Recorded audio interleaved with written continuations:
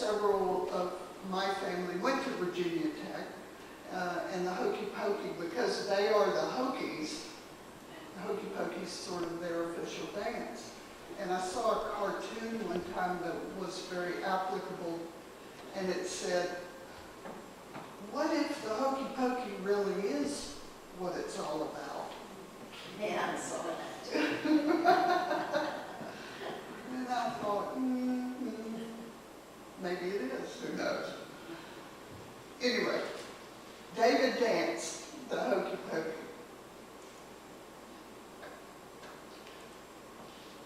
Now we'll hear from Miss Pat.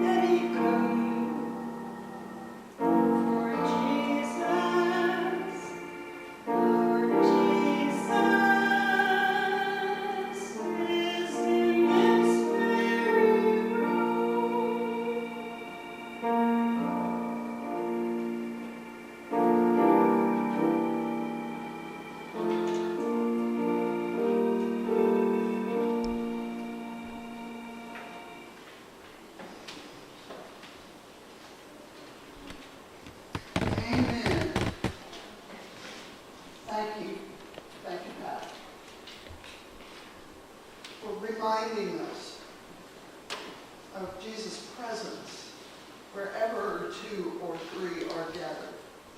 He is here.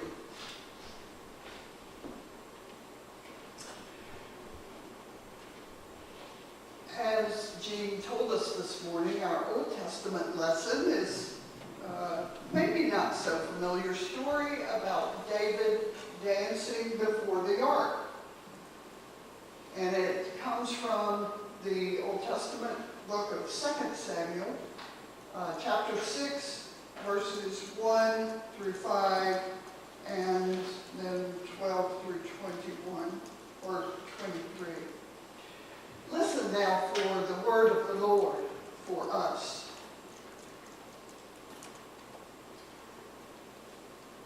David again gathered all the chosen men of Israel, 30,000. And David and all the people with him set out and went from Judah to bring up which is called by the name of the Lord of hosts, who is enthroned on the cherubim. They carried the ark of God on a new cart and brought it out of the house of Abinadab, which was on the hill. Uzzah and Ahio, the sons of Abinadab, were driving the new cart with the ark of God, and Ahio went in front of the ark. David and all the house of Israel were dancing before the Lord with all their might, with songs and lyres and harps and tambourines and castanets and cymbals. It was told to King David, "The Lord has blessed the household of Obed-Edom and all that belongs to him because of the ark of God."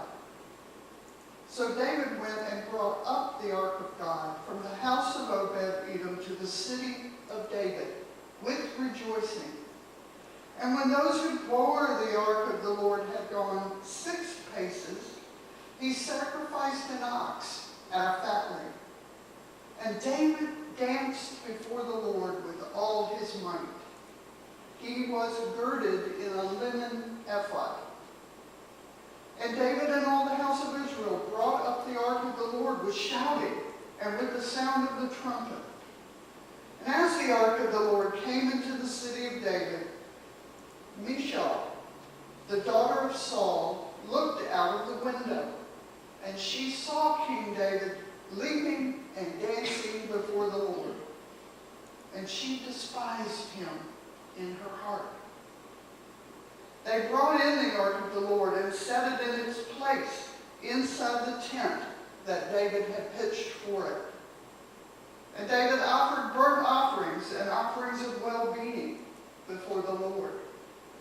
When David had finished the burnt offerings and offerings of well-being, he blessed the people in the name of the Lord of hosts, and distributed food among all the people, the whole multitude of Israel, both men and women, to each a cake of bread, a portion of meat, and a cake of raisins. Then all the people went back to their homes. David returned to bless his household, but Michal, the daughter of Saul, came out to meet him and said, "How the king of Israel honored himself today, uncovering himself before the eyes of his servants' maids, just as any vulgar fellow might shamelessly uncover himself." David said to Michal, "It was before the Lord that I was dancing, the Lord who chose me in place of your father and all his household, to appoint me as prince over Israel, the people of the Lord, and I have danced before him. I will make myself yet more contemptible than this, and I will be abased in my own eyes. But by the maids of whom you have spoken, by them shall I be held in honor." And Michal, the daughter of Saul, had no child until the day of her death. And our New Testament lesson today comes from the Gospel according to Mark, the 6th chapter, verses 14 through 29. This is another story of dancing, but not dancing before the Lord, dancing with a sinister outcome. King Herod had heard of it, for Jesus' name had become known. Some were saying, "John the Baptizer has been raised from the dead, and for this reason these powers are at work in him." But others said, "It is Elijah," and others said, "It is a prophet, like one of the prophets of old." But when Herod heard of it, he said, "John, whom I beheaded, has been raised." For Herod himself has sent men who arrested John, bound him, and put him in prison on account of Herodias, his brother Philip's wife, because John had been telling Herod, "It is not lawful for you to have your brother's wife." And Herodias had a grudge against him and wanted to kill him, but she could not, for Herod feared John, knowing that he was a righteous and holy man, and he protected him. But an opportunity came when Herod, on his birthday, gave a banquet for all his courtiers and officers and for the leaders of Galilee. When his daughter Herodias came in and danced for him, she pleased Herod and the guests. And the king said to the girl, "Ask me whatever you wish, I will grant it. Even half of my kingdom." And he solemnly swore to her, "Whatever you ask me, I will give you." She went out and said to her mother, "What should I ask for?" And her mother replied, "The head of John the Baptizer." Immediately the girl rushed back to the king and requested, "I want you to give me at once the head of John the Baptist on a platter." The king was deeply grieved, and yet out of regard for his oath and for the guests, he did not want to refuse her. So immediately the king sent a soldier of the guard with orders to bring John's head. He went and beheaded him in the prison and brought his head on a platter and gave it to the girl. Then the girl gave it to her mother. When the disciples heard about it, they came and took John's body and laid it in a tomb. May the Lord add his blessing to this reading of his holy word. And may the words of my mouth and the meditations of all our hearts be acceptable in God's sight. For God truly is our rock and our Redeemer. Amen.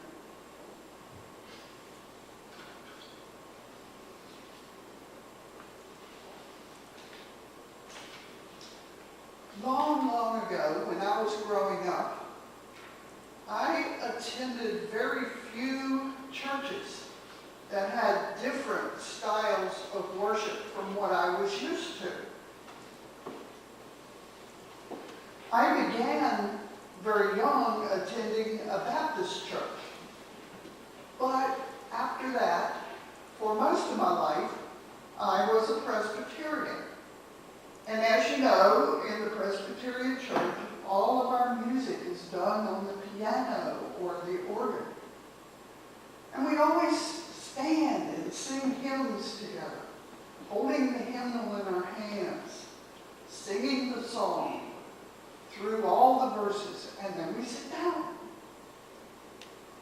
That is how I came to understand this thing called worship. When I was in seminary, I started going with a friend to a very different, non-denominational church in Richmond. Here they had a band that played the songs, and most often the songs were very upbeat, and they were a lot of fun. What we know as praise songs. I was enamored of the fact that they were playing songs in church with drums and with an electric guitar. And during the songs, people would clap and they would jump up and down, or they would bounce from side to side as they sang. The people also did some other strange things, like raising their hands when they were singing or praying. Some people sat down and prayed in their seats. And occasionally they'd get so into the music that they would come out and dance in the aisles. Well, this was weird for me, since it was nothing like what I was used to. People seemed to be almost out of control, and I didn't understand.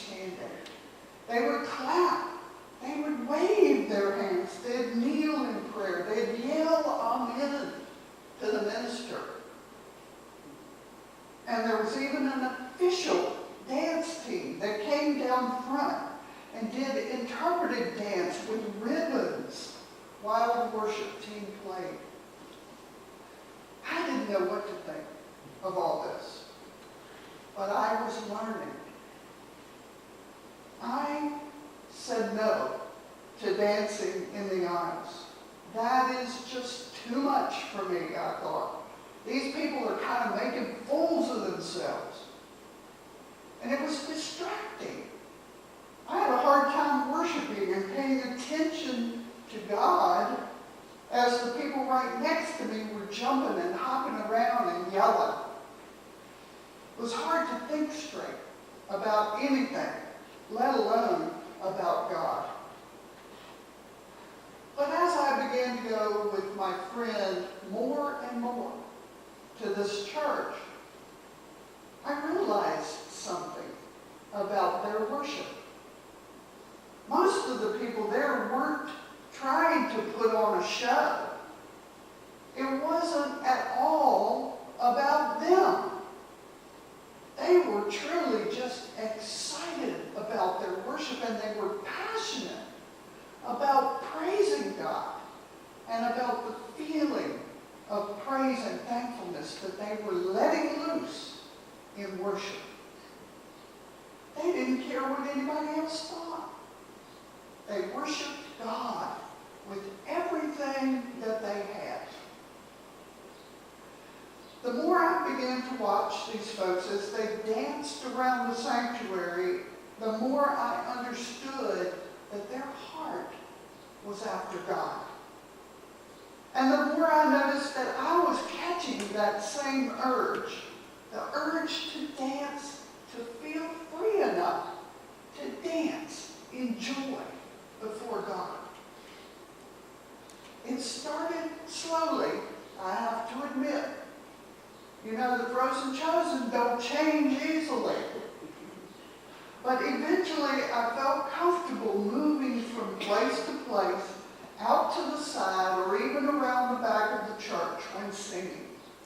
And eventually I felt free enough to dance a little in my worship. I didn't feel foolish at all. I felt free.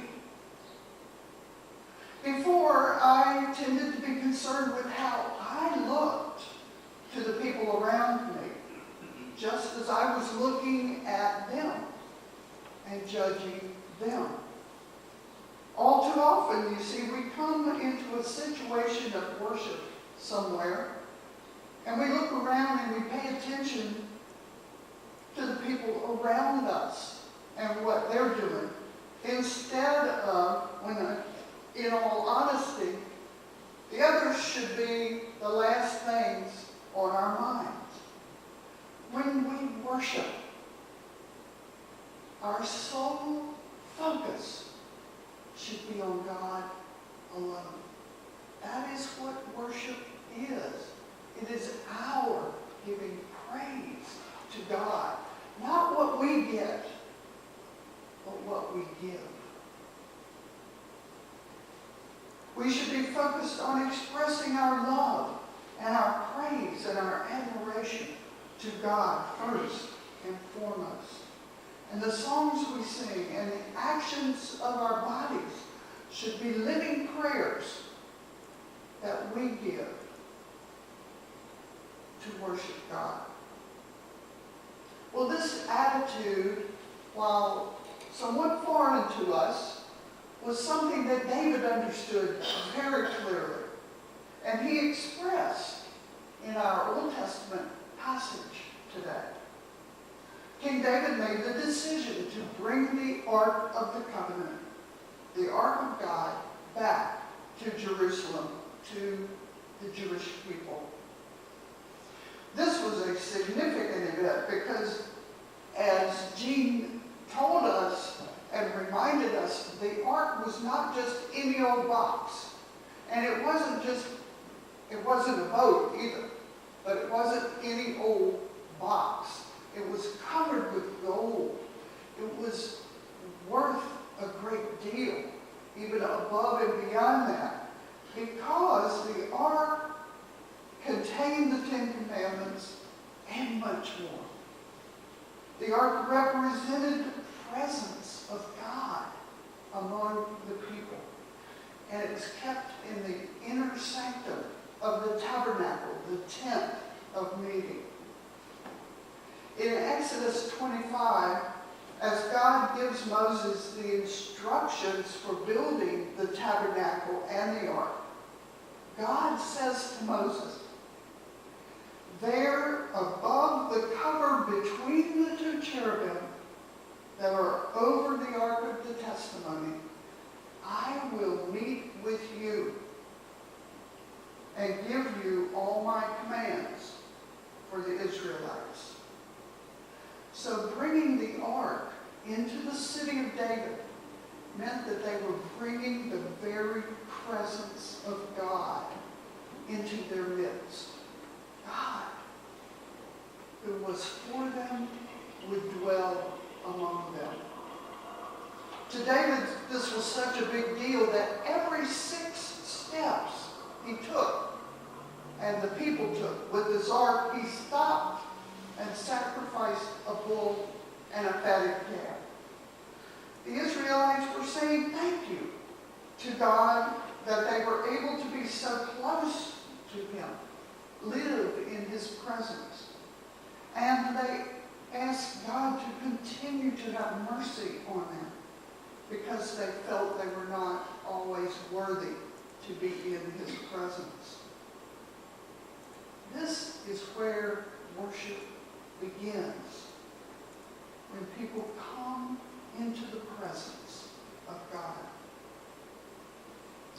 In the Old Testament, God's presence was found only at the Ark of the Tabernacle at first, and then later on in the temple when Solomon built it in Jerusalem. Only certain people were allowed to actually be in God's presence. The high priest, before he went into the Holy of Holies, had to make sacrifices to make himself holy and worthy to go inside. Today, of course, we as Christians understand that because of Christ's death and Christ's ultimate sacrifice for us, we have the ability to come into God's presence no matter where we are, whether we are at home or out and about in a store, in a restaurant, or a shop, or here in church. We make a conscious decision to come into God's presence wherever we are. Well, David and all of his people were so excited about God's presence that David, wearing a linen ephod, which is something similar to a short toga, danced before the Lord with all his might as he and the entire house of Israel brought up the ark with shouts and the sounds of trumpet. This was a celebration, a no-holds-barred gala, a major time of dancing and joy, and yes, worship. Everyone was excited and happy. Well, almost everyone. There was David's wife, Michal, who was watching him out the window. She could only focus on how much her husband looked like a fool dancing in front of all those people who saw him and might have seen under his toga. As the ark of the Lord was entering the city of David, Michal watched from a window. And when she saw King David leaping and dancing before the Lord, she despised him in her heart. What? She despised him? Here he was worshiping with all his heart. Why wasn't she worshiping as well, instead of watching what her husband was doing? The scripture tells us when David returned home to bless his household, daughter of Saul came out to meet him, and she said, "How has the king of Israel distinguished himself today? Disrobing in the sight of the slave girls, just as any vulgar fellow would." She was commenting to him, "What in the world are you thinking out there today? What in the world were you doing? You were showing your underwear to everyone around you and dancing around like an idiot. How could you do something so stupid? You are the king. Everybody was watching you. How could you act like any old disgusting fool?" Well, David responds to this very boldly. "It was before the Lord that I was dancing. The Lord who chose me rather than your father or anyone else from your house as ruler over the Israelites. I will celebrate before the Lord. I will become even more undignified if I have to. And I will humiliate myself in God's eyes. But by the people who see me worshiping with all my heart, I will be held in honor." Well, I think David meant a couple of things that we can learn from in his response. First, I think he was saying to his wife,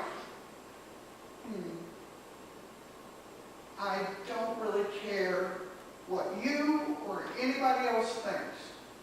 I was celebrating in front of God and for God alone. And I'm sure as I continue to worship, I'll make an even bigger fool of myself and be more humbled as I continue to lower myself before God." Michelle, you see, had the problem that many of us share. We worry about what everybody around us is going to think. Looking around at those who were with her husband, she was concerned that they would think less of him. David knew, though, that appearances had nothing to do with worship. He knew that worship was between an individual and God. And it's a matter of humility and of heart. Since his worship was for God alone, it didn't bother him that other people were watching. In fact, he was pleased that other people saw the honesty and the purity and the heart of his worship. Second, he says that the slave girls his wife told him would laugh at him will probably hold him in honor. I think he means that his act of worship may move others when they see his heart for God, and that not only will they recognize the authenticity of his worship and honesty of his worship, but they would want and desire the same kind of relationship with God. This is similar to the situation that I was in at my friend's church. As the people danced and bounded around the sanctuary, at first I only saw them. But later I began to see their hearts engaged in worship for God. And this created a desire in me to have the same sort of freedom and ability to let myself go and be who I was meant to be in front of God. Worship begins whenever we make a decision to come into God's presence, wherever we are. It is a time where we seek God and we try to spend our time communing with Him as we sing, as we pray, yes, even as we dance. We need to remember, worship is just us individually and God. Now, I'm not saying that we all have to dance in the aisles. But the important thing is that we learn to let ourselves go and to worship God freely and honestly and with joy. We need to be humble and sometimes undignified in our worship. Sometimes we need to do things for God and be for God, just out of sheer love for Him. How many times have we hesitated when asked to pray aloud at a function, a meeting, or even a Sunday school class? How many times have we hesitated to say grace with our friends at a restaurant or even in our own homes? It's because we feel we're being watched. But God is the one for whom we are doing this. It doesn't matter who's watching us or even what they think. Real heartfelt worship, worship that will make a lasting impression on the hearts of others, is not foolishness, but it's honest emotion that I believe makes others want what we have. Makes others want that kind of love too. The thing to remember is, who is it we are trying to please in our worship? What if we truly commit to worship God, no matter what others might think or say about us, freely? What if we were to dance before God like David with all our might, being so fully immersed in worship that we leave ourselves exposed to the whole world? What if? Well, we might be persecuted. We might be made fun of. We might be laughed at.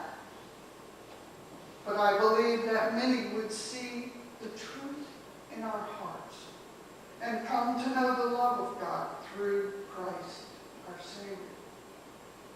And just imagine what a difference we could make if each one of us cared enough to be a fool for God.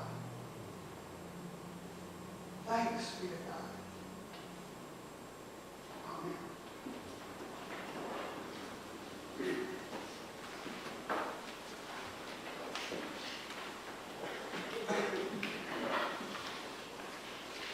Our second hymn is number 302, and we're going to do